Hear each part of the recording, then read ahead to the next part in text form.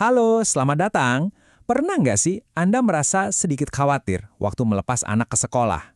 Nah, hari ini kita bakal bedah sebuah peraturan baru yang bisa jadi jawaban atas semua kekhawatiran itu. Ini adalah semacam cetak biru untuk mengubah setiap sekolah di Indonesia jadi tempat yang benar-benar aman dan nyaman buat anak-anak kita. Tapi coba deh, sebelum kita lanjut, kita jujur-jujuran dulu.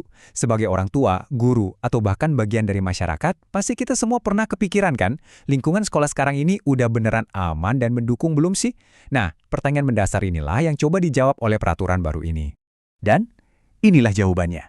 Pemerintah baru aja merilis Peraturan Menteri Nomor 6 Tahun 2026. Ini tuh bukan cuma aturan tambahan loh, tapi benar-benar sebuah cetak biru yang komprehensif buat menciptakan budaya sekolah yang positif dan melindungi semua warganya. Oke, jadi apa aja yang bakal kita bahas? Pertama, kita akan lihat kenapa sekolah aman itu mimpi kita bersama. Lalu, harapan baru apa yang dibawa peraturan ini? Kita juga akan bedah tuntas 4 pilar sekolah nyaman, strategi mencegah dan mendidiknya, peran kita semua, dan yang terakhir, gimana kalau aturannya dilanggar? Oke, yang pertama dan paling dasar, sekolah yang aman itu adalah mimpi kita semua. Peraturan ini penting banget karena ini menyangkut cita-cita kita untuk memastikan setiap anak bisa belajar, bisa berkreasi, dan bisa tumbuh dengan maksimal tanpa ada rasa takut atau cemas sedikit pun. Nah, sekarang kita lihat gimana harapan baru ini dibangun. Peraturan ini tuh bukan sekedar tambal sulam ya. Ini adalah sebuah fondasi baru yang dibangun di atas prinsip-prinsip yang sangat jelas dan sangat manusiawi. Nah, ini nih jantungnya, ada di pasal 2. Peraturan ini nggak cuma ngomongin soal aturan, tapi soal nilai. Lihat deh prinsip-prinsipnya, humanis, partisipatif, non-diskriminatif. Tapi yang paling penting, semuanya ini bermuara pada satu hal. Setiap keputusan harus dan wajib mengutamakan kepentingan terbaik bagi anak. Oke, prinsipnya keren. Tapi pertanyaannya, wujud nyatanya di sekolah tuh bakal kayak gimana sih? Gimana kita bisa ngebayanginnya dalam praktek sehari-hari? Nah, jawabannya ada di 4 pilar ini. Pasal 3 mendefinisikan rasa aman itu secara menyeluruh. Jadi nggak cuma soal fisik aja, tapi mencakup semua aspek yang dibutuhkan anak buat berkembang. Yuk kita kupas satu-satu. Pilar pertama, pemenuhan kebutuhan spiritual. Maksudnya gini, setiap anak harus bisa menjalankan ibadahnya dengan tenang, dan sekolah punya kewajiban buat menumbuhkan kerukunan. Ini bukan cuma soal toleransi pasif, tapi soal membangun fondasi saling menghargai sejak dini. Kedua, ini yang mungkin paling kelihatan, pelindungan fisik. Dan ini bukan cuma soal gedungnya kokoh aja loh ya, tapi juga soal lingkungan yang bersih, sehat, dan yang penting banget, harus bisa diakses oleh teman-teman kita penyandang disabilitas. Setiap sudut sekolah harus aman untuk semua. Lanjut ke pilar ketiga, ini soal yang nggak kelihatan tapi dampaknya dalam banget, kesejahteraan psikologis. Sekolah harus jadi tempat di mana anak nggak takut dibully, merasa diterima apa adanya, dan tahu harus kemana kalau butuh dukungan emosional. Ini soal membangun hubungan yang sehat dan saling menghormati. Dan yang terakhir, pilar keempat, ini relevan banget sama zaman sekarang, keamanan digital. Soalnya, halaman sekolah anak-anak kita kan sekarang udah sampai ke dunia maya. Peraturan ini menuntut sekolah buat membekali siswa dengan etika berinternet, kemampuan melawan hoax, dan yang pasti, menjaga data pribadi mereka.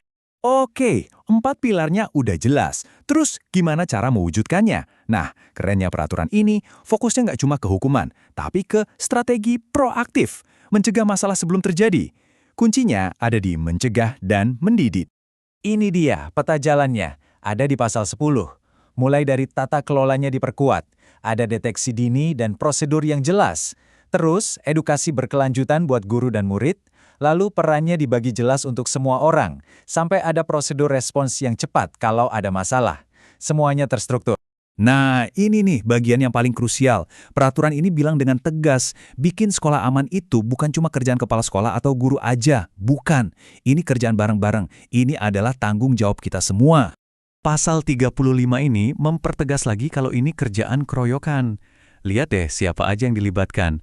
Ada orang tua, komite sekolah, masyarakat sekitar, bahkan media. Ini adalah sebuah ekosistem yang harus saling mendukung.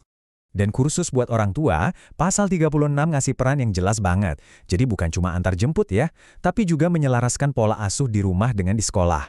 Aktif ngobrol sama guru, dan mendampingi aktivitas anak-anak kita, termasuk pas mereka lagi online. Ini kemitraan yang sejati. Pasti ada yang bertanya, Terus gimana kalau aturannya tetap dilanggar?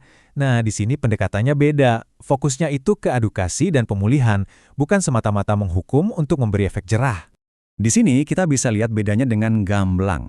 Kalau pelanggaran tata tertib biasa, ya diselesaikan secara kolaboratif di sekolah, fokusnya biar anak belajar dari kesalahan. Tapi kalau kasusnya udah menyangkut pelanggaran hukum, nah ini beda cerita. Sekolah wajib meneruskannya ke pihak yang berwenang lewat mekanisme yang jelas. Alurnya jadi nggak abu-abu lagi. Dan ini adalah satu pasal yang penting banget buat kita garis bawahi, dari pasal 26. Intinya, seberat apapun masalahnya, proses penanganannya tidak boleh, sekali lagi, tidak boleh bikin anak itu sampai putus sekolah. Hak belajar anak itu nomor 1 dan harus dilindungi. Jadi pada akhirnya kita bisa lihat kalau peraturan ini tuh lebih dari sekedar buku aturan yang tebal dan kaku. Ini lebih kayak sebuah undangan terbuka untuk kita semua, guru, orang tua, siswa, dan masyarakat, buat bahu-membahu mengubah budaya sekolah jadi jauh lebih baik.